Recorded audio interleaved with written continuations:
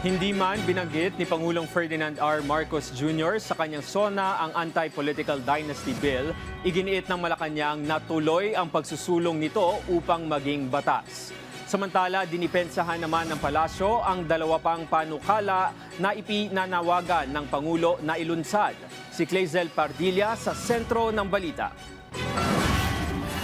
Nananatiling prioridad ng administrasyon ni Pangulong Ferdinand R. Marcos Jr. ang pagpasa sa Anti-Political Dynasty Bill.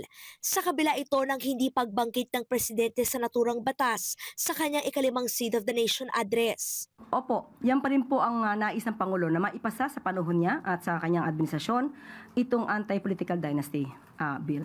So, hinihintay na lang po natin kung paano at hanggang kailan ito magkakaroon ng BICAM dahil sa ating pagkakaalam ay ang Senado po yata ang kinakailangan pang metapusin patungkol dyan. Mismong ang presidential son na si Ilocos Norte Representative Sandro Marcos ang naghain ng House Bill 6771 o ang Anti-Political Dynasty Act. Layo nitong ipagbawal ang sabayang pagtakbo o paghawak ng katungkulan ng magkakapag-anak hanggang sa ikalawang antas ng pagkakaugnay sa isang lugar. Nakapasa na ito sa ikatlo at pinalapagbase sa Kamara, pero nakabinbin pa sa Senado bago umabot sa Bicameral Conference Committee. Dinepensahan ng Malacanang ang panawagan ni Pangulong Marcos na palawigin ang income tax exemption o pag-alis sa buwis sa mga manggagawa na kumikita ng 300 at 50,000 piso pababa.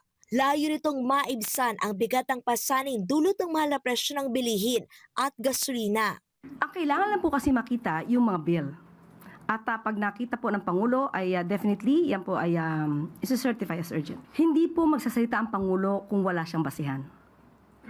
Inaaral po ng Pangulo ang bawat sinasabi niya. Nanawagan ang Malacanang na huwag maging balakid sa nais sa pag-asenso ni Pangulong Marcos.